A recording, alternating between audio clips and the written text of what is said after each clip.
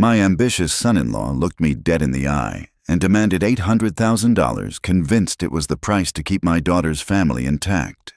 He smirked, believing the luxury Bay Area mansion I bought them was his ultimate leverage. But he forgot one crucial detail. I am not a bottomless bank account, and the property deed he so happily signed was never a wedding gift. It was a perfectly crafted legal noose. Hello, everyone. Before today's story begins, we'd like to share a quick message. YouTube recently removed our monetization, cutting off our income. If you enjoy this story, we humbly ask for just $1 to help pay our staff so they can make a living and keep creating for you. Thank you for saving us. Now, let's begin the story. My name is Everly Hunter. I am 45 years old, and if there is one thing Silicon Valley respects, it is a woman who builds an empire from scratch. 2 decades ago, I had nothing but a rusted laptop and a relentless vision. Today, I am the founder and chief executive officer of Nexus Tech Solutions.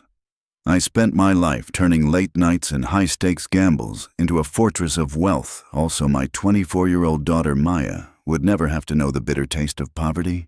Maya was my sole vulnerability, a gentle and trusting soul who saw only the good in people. Then came Liam. Liam stepped into Maya's life like a perfectly tailored suit, smooth and seemingly flawless. He had the charm of a seasoned salesman and the practiced vocabulary of a Silicon Valley visionary. He spoke endlessly about his big ideas, disruption, and changing the world. To Maya, he was an ambitious genius. To me, he was a walking pitch deck.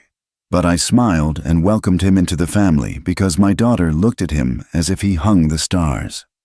When they got married, I did what any fiercely protective mother with means would do. I opened my checkbook. I wanted my daughter to have a stable foundation, which meant helping her husband find his footing. His first startup idea required a seed investment of $50,000. I wrote the check without blinking. 6 months later, the company dissolved, and the money vanished into a void of market volatility and unexpected operational costs. Liam brushed it off with a charismatic smile, insisting that failure was just the first step to success. I believed him, or rather, I forced myself to believe him for Maya's sake. So I funded the next venture, then the next. Over the course of 2 years, I poured hundreds of thousands of dollars into Liam's grand illusions. Slowly, subtly, I noticed a shift in the air. The heartfelt gratitude he displayed during our first financial arrangement evaporated. It was replaced by a quiet, insidious expectation. He stopped presenting business plans and started tossing invoices onto my mahogany desk, as if my office were a personal bank branch he had exclusive rights to. He treated my wealth like a bottomless trust fund meant to cushion his ego. Whenever I hesitated or asked for basic financial reports, he would expertly twist the narrative, sighing heavily and looking at me with feigned disappointment. "I thought we were family, Everly," he would say, his voice thick with manipulation. "Maya is going to be so heartbroken to hear you do not believe in our future." That subtle emotional blackmail was the ultimate warning sign, but I swallowed my pride. I wanted to give him one final, undeniable push toward independence. I decided to purchase a sprawling, breathtaking estate in the San Francisco Bay Area. It cost several $1,000,000, an exorbitant sum even for me, but it was massive enough to serve as a beautiful home for Maya and a modern headquarters for Liam's supposedly booming new tech firm. When I handed them the keys, Liam practically vibrated with triumph. He viewed the deed as a conquest, a testament to his ability to extract exactly what he wanted from me. What Liam did not know was that I did not build Nexus Tech Solutions by being naive. I instructed my corporate lawyers to embed a highly specific, irrevocable commercial forfeiture clause deep within the property contract. On the surface, the house belonged to them. Legally, any proven financial fraud or criminal negligence tied to the property's commercial operations would immediately revert 100% of the ownership back to my holding company. Liam never read the fine print. His arrogance blinded him to the possibility that the woman signing the checks might be sharper than the man cashing them. For a few months, the facade held. They threw lavish parties in the Bay Area home, and Liam played the role of a successful tech magnate perfectly. But the illusion began to crack on a cold, rain-swept Tuesday evening. I was sitting alone in my home office, reviewing the quarterly statements of my secondary accounts. The ones loosely connected to the initial business accounts I had set up for Maya and Liam. My eyes caught a massive discrepancy. A sudden, unauthorized withdrawal of $75,000 had been routed through a shadow account, leaving no paper trail other than a vague international wire code. My heart pounded against my ribs as the glow of the monitor illuminated the silent room. This was not a business expense. This was not a failed startup cost. The perfect family facade was fracturing right before my eyes, and as I stared at the flashing cursor on my screen, I knew a violent storm was about to hit my doorstep. The morning after I discovered the missing funds, the atmosphere in my top-floor office at Nexus Tech Solutions felt suffocating. I stood by the floor-to-ceiling windows, staring out at the sprawling Silicon Valley skyline, trying to process the betrayal. Before I could even pick up the phone to summon my legal team, the heavy oak doors of my private sanctuary burst open without a single knock. I turned around, my defensive instincts instantly flaring.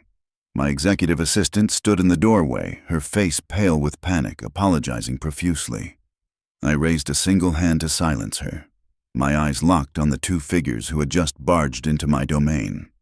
Liam strode across the plush carpet with the unearned swagger of a conqueror returning from battle. His jaw was set tight and his eyes carried a cold, calculating gleam that I had never seen before. Behind him, trailing like a frightened shadow, was Maya. My brilliant, beautiful daughter looked completely diminished. She wore an oversized sweater, her shoulders slumped, and her eyes were fixed firmly on the floorboards as if terrified to meet my gaze. Liam did not wait for an invitation. He threw himself into one of the leather guest chairs opposite my desk, crossing his legs with arrogant ease. He slapped a thick, heavily bound manila folder onto the pristine surface of my desk. The sound echoed in the quiet room like a gunshot. "We need to have a very serious conversation about Capital Everly," Liam announced, his voice devoid of the usual syrupy charm he reserved for me. There was no greeting, no forced smile. The mask was completely gone. I walked slowly back to my leather chair, keeping my posture perfectly rigid. "I am in the middle of a workday, Liam, and you do not barge into my office throwing paperwork at me. What is this?" "That is the survival of my company," he sneered, leaning forward and tapping the thick folder with his index finger. "We have hit a temporary cash flow bottleneck. I need an immediate capital injection to stabilize operations and push the new software update. $800,000. Wired by the end of business today." I stared at him, genuinely wondering if he had lost his mind. He was demanding nearly $1 million with the casual tone of someone asking for a cup of coffee. Before I could even formulate a response to his sheer audacity, Liam leaned back, folding his arms across his chest. "But that is just the short-term fix. We also need to discuss long-term alignment. I am done playing the struggling founder while you sit up here in your glass tower. I want a seat at the adult table. I require a 15% equity stake in Nexus Tech Solutions." The silence that followed his demand was deafening. 15%. He wanted a massive slice of the empire I had built with my own blood, sweat, and tears over 2 decades. Simply because he managed to put a ring on my daughter's finger. "You have completely lost your grip on reality," I said, my voice dropping to a dangerous, icy whisper. "You will not see another dime from me, let alone a piece of my company. You are out of your mind." Liam let out a harsh, mocking laugh. "Am I? Because the way I see it, you owe me this, Everly. Do you have any idea how much of my own potential I have sacrificed to babysit your daughter? I put my prime years on hold to cater to her emotional fragility. I am the one managing her life, so you can sit up here and play the untouchable chief executive. You owe me compensation for my time and my sacrifices." My stomach twisted into violent knots. I shifted my gaze to Maya. She was sitting rigidly in the chair next to him, her hands trembling in her lap. "Maya," I pleaded, my voice cracking under the weight of my heartbreak. "Maya, look at me. Do you hear what he is saying about you? Are you going to let him speak to me this way?" Maya flinched. She opened her mouth, a silent gasp escaping her lips, but Liam shot her a side eye so full of venom that she instantly shut it down. She lowered her head even further, completely subdued. The sight of my strong, vibrant girl, reduced to a terrified hostage in her own marriage, shattered my heart into 1,000 pieces. Then Liam played his final fatal card. "She is not going to save you, Everly, and neither is your stubbornness," he said, his tone turning venomous. "You are going to sign the wire transfer and the equity papers, because if you do not, I will make sure the media gets a very interesting anonymous tip. You know how fragile investor confidence is." It would be a real tragedy if rumors started circulating about toxic leadership, financial instability, and family lawsuits involving the great Nexus Tech Solutions. "Your stock would plummet 20% by tomorrow morning. I can destroy your life's work with one phone call." He smiled a wide, predatory grin, entirely convinced he had backed me into a corner from which I could not escape. He thought he was negotiating with a frightened mother. He forgot he was dealing with a woman who had survived the ruthless corporate warfare of Silicon Valley. I stood up slowly. I did not yell. I did not show him a single ounce of the searing rage boiling in my veins. I calmly reached out, picked up his heavy unread folder, and dropped it straight into the metal trash can beside my desk. "No," I said. One single unyielding word. Liam's triumphant grin vanished instantly. His face flushed a dark, violent shade of crimson. He jumped to his feet, his chair scraping loudly against the floor. "You arrogant, selfish witch!" he spat, pointing a shaking finger at me. "You think you can dismiss me? You think you are untouchable? I gave you a chance to do this the easy way. You are going to pay dearly for this. I will burn your entire world to the ground." He stormed toward the door, grabbing Maya by the elbow and yanking her up roughly.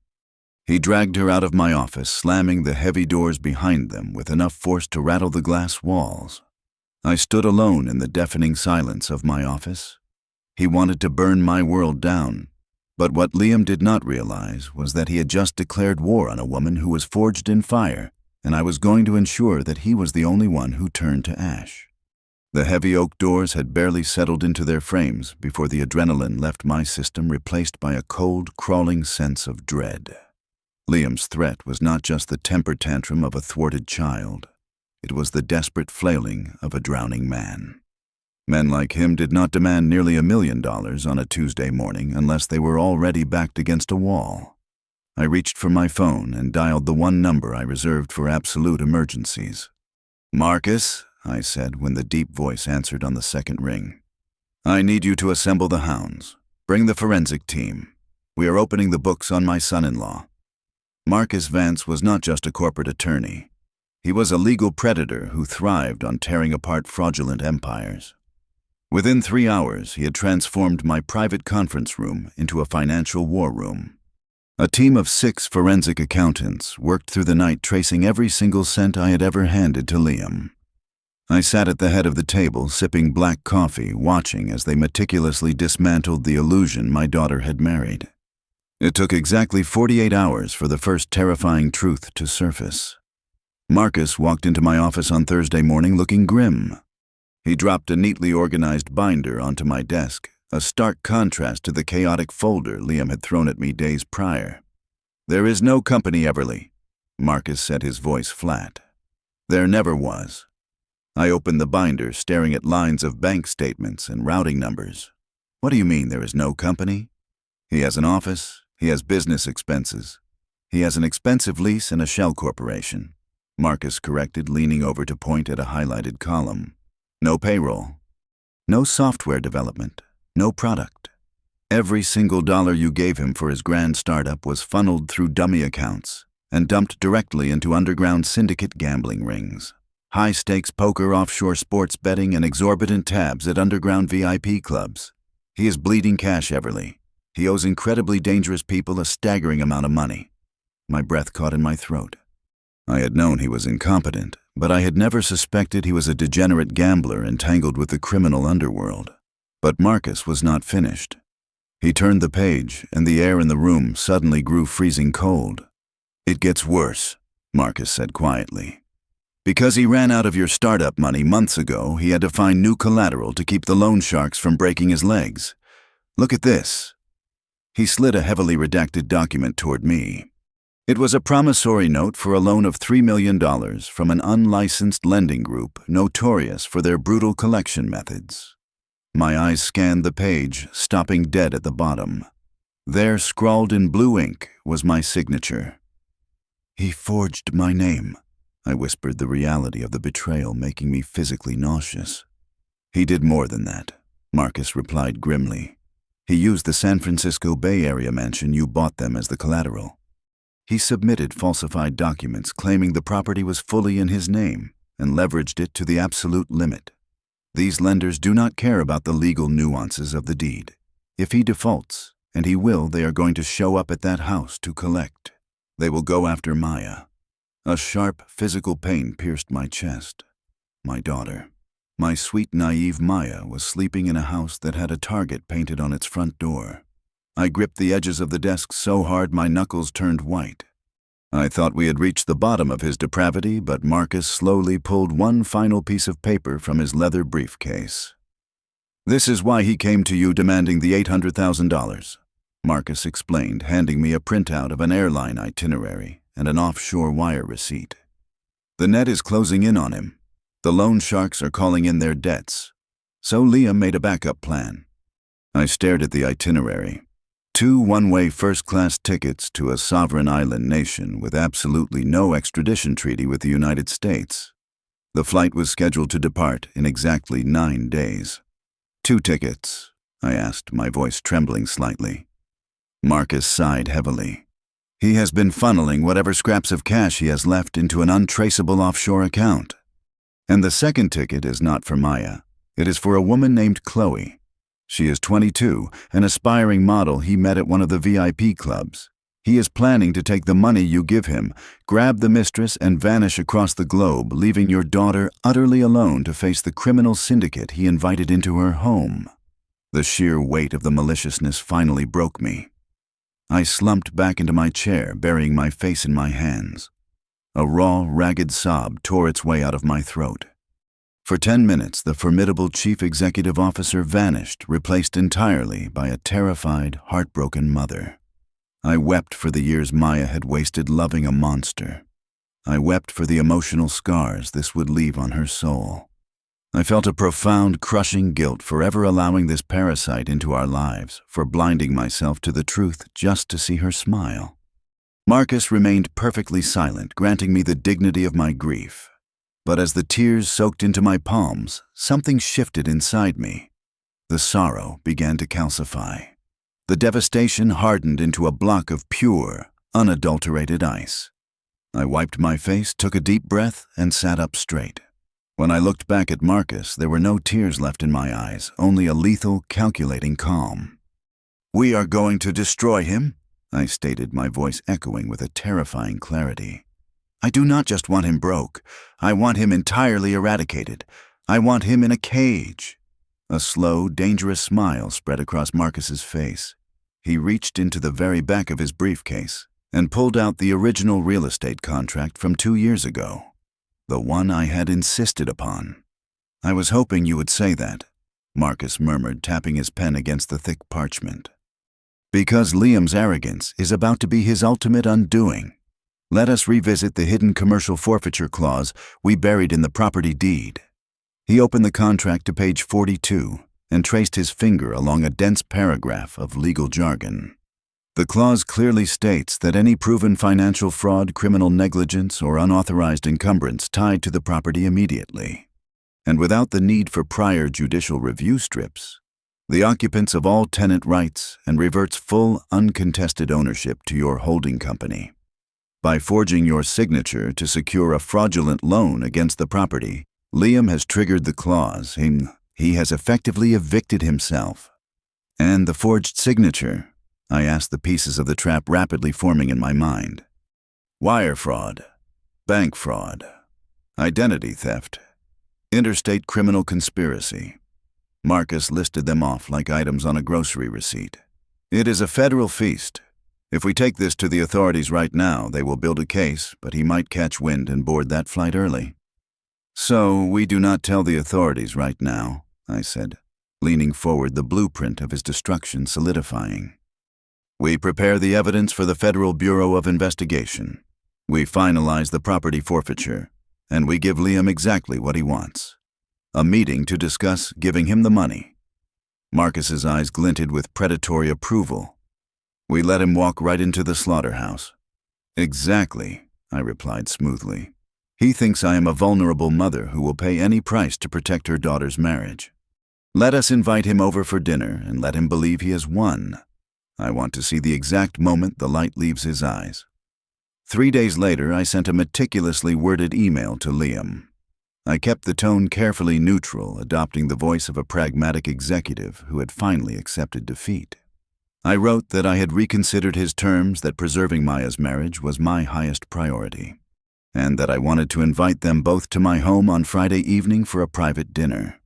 The agenda, I stated clearly, was to finalize the paperwork for the $800,000 capital injection and draft the preliminary agreements for his 15% equity transfer.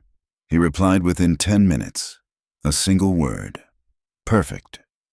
Friday evening arrived, cloaked in a thick rolling fog that swallowed the hills of my estate. I had the household staff prepare an opulent meal, set the grand dining table with my finest crystal and silver, and then dismissed them for the night. I wanted no witnesses to the bloodbath. I wore a tailored black dress, the kind of armor one wears to a corporate execution, and poured myself a generous glass of vintage red wine.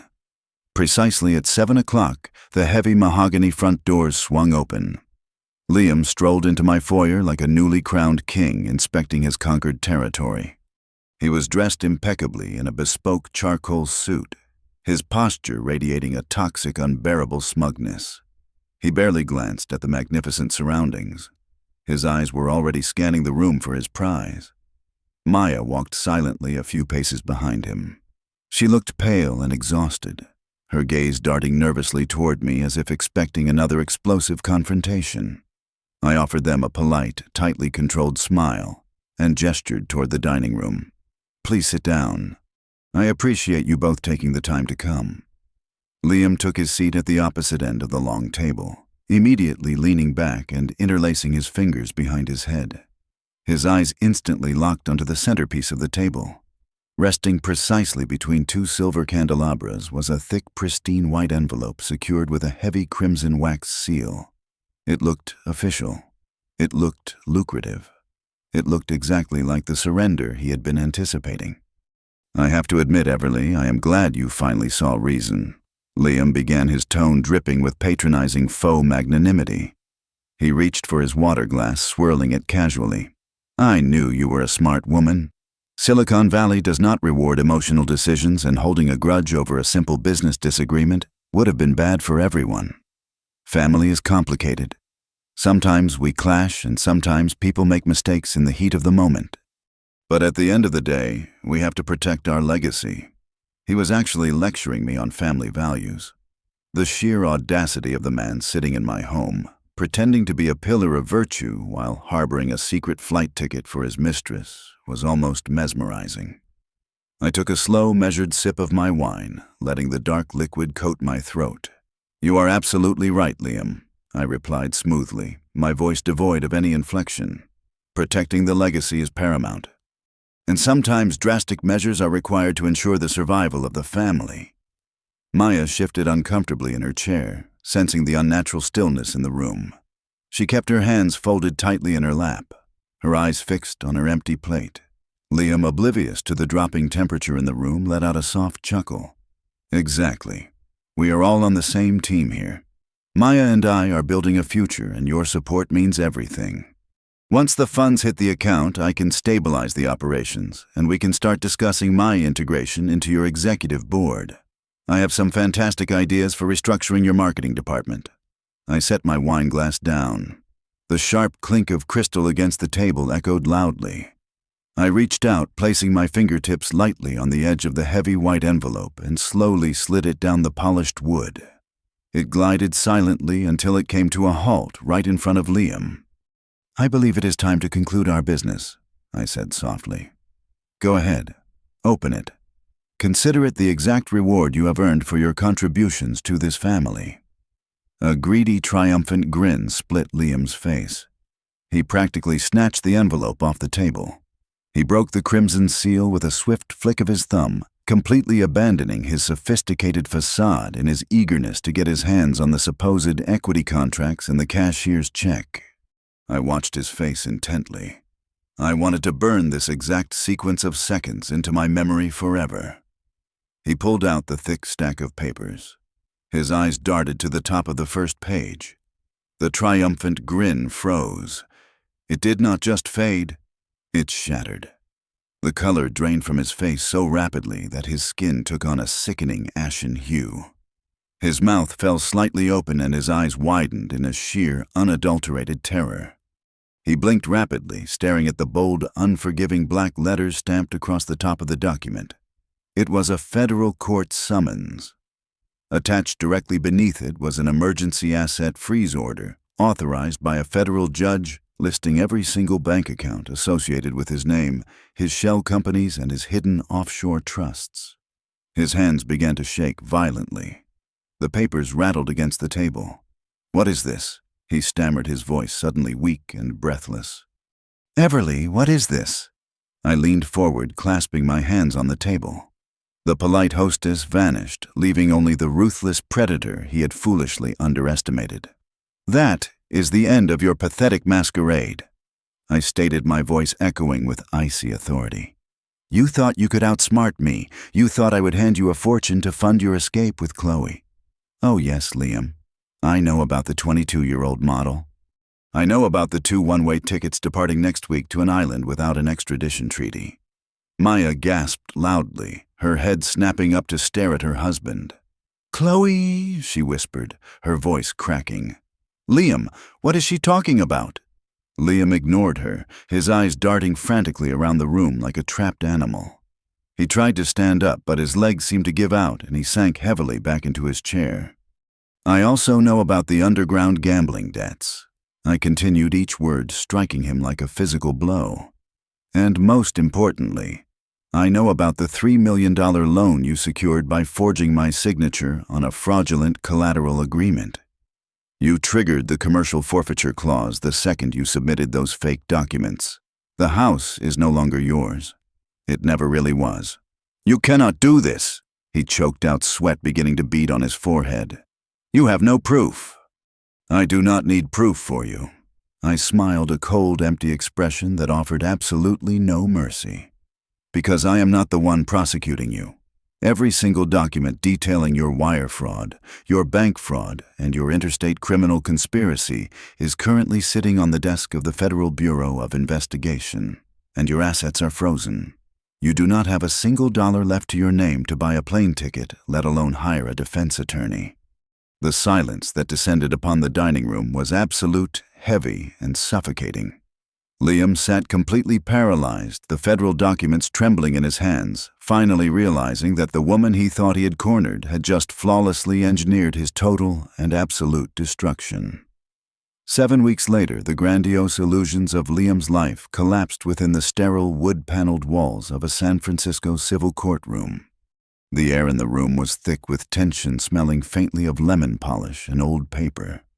I sat at the plaintiff's table, my spine perfectly straight, projecting an aura of absolute, untouchable authority. Across the wide center aisle sat the man who had once threatened to burn my entire empire to the ground. Liam was entirely unrecognizable. Without my money to fund his vanity, the polished, bespoke Silicon Valley tech mogul had vanished into thin air. He wore an ill-fitting, off-the-rack gray suit that hung loosely on his shrinking, defeated frame. His skin was sallow, deep dark circles bruised the fragile skin beneath his frantic eyes, and he kept running trembling fingers through his unkempt hair. Because the federal judge had strictly maintained the emergency asset freeze, blocking every single account tied to his name, Liam could not afford the high-powered legal defense team he desperately needed. Instead, he was flanked by a remarkably young, terrified-looking public attorney who seemed completely out of his depth and constantly checked his watch. Marcus Vance stood up. He did not yell, and he did not perform for the gallery. He simply executed his job with the surgical, terrifying precision of an assassin. For 45 minutes, Marcus laid out a devastating, ironclad narrative of fraud, deceit, and gross criminal negligence that left the entire courtroom in stunned silence. First, he submitted the forged promissory note into evidence. He meticulously highlighted the blatant discrepancies in the signature, cross-referencing it with sworn affidavits from 3 independent forensic handwriting analysts. Then Marcus turned his attention to the extravagant lifestyle Liam had built on my dime. He projected complex financial ledgers onto the large courtroom monitors, detailing the exact, undeniable flow of the hundreds of thousands of dollars I had provided for his imaginary tech startup. The money did not go to servers, marketing campaigns, or software engineers.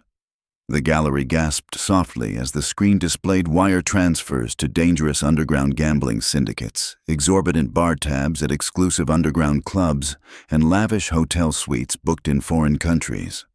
Finally, Marcus brought out the killing blow. He presented the first-class flight itineraries and the hidden financial records linking Liam directly to a 22-year-old woman named Chloe. Marcus even played a brief, legally obtained audio recording of a voicemail Liam had left for her, promising a life of luxury on a tropical island once he secured one last massive payout from his supposedly gullible mother-in-law. Liam sank lower and lower into his chair, his face buried in his hands, unable to look at anyone. His cheap attorney did not even try to mount a defense or raise an objection. There was absolutely nothing left to defend. The carefully crafted illusion of the visionary entrepreneur was dead, completely destroyed and replaced by the pathetic reality of a desperate thieving con artist. The presiding judge, a stern woman with zero tolerance for white-collar grifters, adjusted her silver glasses and stared down at Liam with blatant, unfiltered disgust. She did not waste time deliberating. She grabbed her heavy wooden gavel and slammed it down with a sharp, echoing crack that made Liam physically flinch in his seat. Based on the overwhelming, irrefutable evidence of fraudulent financial activity and criminal breach of contract, the judge announced, her voice ringing out with finality through the silent room, I find the commercial forfeiture clause executed by the plaintiff to be fully valid and immediately enforceable. The defendant, having utilized the property to secure illegal loans under false pretenses and forged signatures, has forfeited all tenant and ownership rights. Complete and absolute ownership of the Bay Area estate is hereby reverted 100% to Everly Hunters Holding Company. You are ordered to vacate the premises and remove any remaining personal effects within 24 hours, though judging by your frozen financial assets, I suspect you have nowhere to take them. Liam let out a hollow, suffocating gasp. He had nothing left. No house, no money, no company, no future. But the most powerful moment of the entire ordeal did not come from the judge's bench. It came from the gallery directly behind me. Maya stood up. For years, she had been a quiet shadow, diminished by Liam's relentless psychological manipulation, convinced she was the fragile one who constantly needed his protection and guidance. Now she looked at the ruined man sitting at the defense table, and there was absolutely no fear left in her eyes. The tears were streaming steadily down her cheeks, but her posture was rigid, forged from the exact same iron resolve that had built my entire career. Maya walked slowly and purposefully toward the low wooden divider separating the gallery from the legal tables. Liam looked up at her, his eyes silently begging for a single shred of pity, desperately hoping the emotional grip he had maintained on her for so long still lingered. Maya did not say a single word to him. She simply raised her left hand, grabbed the heavy diamond engagement ring he had purchased using my stolen money, and slid it forcefully off her finger. With a sharp, deliberate flick of her wrist, she threw the ring directly at him. The diamond struck his chest and clattered loudly onto the polished hardwood floor, rolling away into a dark corner. That tiny, sharp sound was the ultimate declaration of her freedom. The mental chains were permanently broken. Court was officially adjourned. Liam stood up, staggering slightly as if the gravity in the room had suddenly doubled. He walked down the center aisle, staring blankly ahead, entirely consumed by the crushing realization that he was walking out into the unforgiving streets of San Francisco as a homeless, penniless outcast. But the severe consequences of his breathtaking arrogance were not quite finished. The moment Liam pushed open the heavy double doors and stepped out into the bustling marble corridor of the courthouse, his path was abruptly and forcefully blocked. 3 large men and 1 woman, all wearing severe expressions and dark windbreakers, stepped seamlessly out of the crowd to surround him. They were federal agents from the Financial Crimes Division. "We have a warrant for your arrest," the lead agent stated, his voice completely devoid of any emotion. He grabbed Liam's shoulder, spinning him around forcefully. Liam did not fight back. He was completely hollowed out, entirely defeated. He simply let his arms fall limp as the agent pulled them roughly behind his back. The sharp, cold, metallic click of the steel handcuffs locking tightly around his wrists echoed off the high marble walls, sounding even louder and more final than the judge's gavel. "You are being charged with multiple federal counts of aggravated bank fraud, identity theft, and interstate wire fraud," the agent recited, reading from a small black notepad. "You have the right to remain silent." I walked slowly out of the courtroom just as the agents began to march him toward the secure freight elevators at the end of the hall. I stopped, crossing my arms over my chest, and watched the man who had tried to destroy my family get led away in heavy chains. People often say that revenge is sweet, that it brings a euphoric, intoxicating rush of triumph. But as I watched Liam disappear behind the thick metal elevator doors destined for a concrete cell, I felt no joy. I did not smile, and I did not gloat. Instead, a profound, absolute stillness settled over my soul. I had not engineered his destruction to win a petty game or to satisfy my own ego. I had done it to surgically excise a toxic, dangerous cancer from my daughter's life. As Maya walked up beside me, wrapping her arms tightly around my waist and resting her head gently on my shoulder, I finally exhaled. The war was officially over. I had protected my most precious asset, and in the end, I knew that was the only victory that truly mattered. Several months passed, and the bitter winter of our lives slowly gave way to a quiet, healing spring. Maya moved back into my home, bringing with her a heavy heart that took time to mend. The first few weeks were filled with long, silent mornings and tears shed in the safety of her childhood bedroom. But as the seasons changed, so did she. Free from the constant, exhausting psychological manipulation she had endured, the vibrant daughter I raised began to return to me. Her laughter, once stifled and rare, started echoing through the hallways again. Seeking a purpose beyond the shadow of her failed marriage, Maya accepted an internship at a local non-governmental organization dedicating her days to helping disadvantaged families. She was finally building a life on her own terms, completely independent of anyone else's ambitions. Eventually, the news we had been expecting made its way into the local papers. Liam was handed an 8-year sentence in a federal penitentiary. There would be no early release, no clever legal maneuvers to save him. Reading that headline brought a profound sense of closure. For Maya and me, his name ceased to be a source of anxiety. He was no longer a threat. He was simply a deeply expensive, painful lesson that we had successfully survived and left behind. That left only one unresolved piece of the past, the sprawling estate in the Bay Area. The property had been the epicenter of Liam's greed, a monument to his lies. Selling it felt too easy, almost like erasing the battle we had fought and won. Instead, I decided to completely rewrite the history of that house. I hired a team to gut the interior, tearing down the lavish, superficial decorations Liam had chosen. We transformed the massive rooms into warm, welcoming offices and safe consultation spaces. The estate officially reopened as a fully funded support center, providing absolutely free legal representation and financial planning for women who had survived economic abuse. We turned the site of our greatest betrayal into a sanctuary for others facing the exact same darkness. On the morning of the grand opening, Maya and I stood side by side on the wide front porch. The California sun cast a brilliant golden light across the newly painted walls. Maya reached over and grabbed my hand, intertwining her fingers with mine. She looked at me, her eyes clear, bright, and completely free of the fear that used to haunt her. "I am so sorry, Mom," she whispered softly, her voice steady and sincere. I am sorry I was so blind. I should have trusted you sooner instead of defending him." I squeezed her hand tightly and offered her a gentle smile. "There is nothing to forgive, Maya. You loved him and he weaponized that love. You survived, and that is all that matters." Looking at my strong, beautiful daughter, I understood a fundamental truth about motherhood and power. Establishing strict boundaries and refusing to yield to emotional extortion is never an act of cruelty.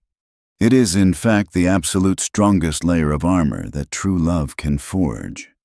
Money can easily expose the darkest parts of a person's nature, but it can never ever buy the right to trample on a mother's dignity. Thank you so much for listening to today's story. We hope you enjoyed it. As an ad-free channel, your support is what keeps us alive. Please support James Revenge Stories with just $1 via the QR code on the screen, or click the link in the description box or pinned comment. Also, we would love to connect with you. Please leave a comment telling us which city or state you are listening from. Thank you for standing with us, and see you in the next stories.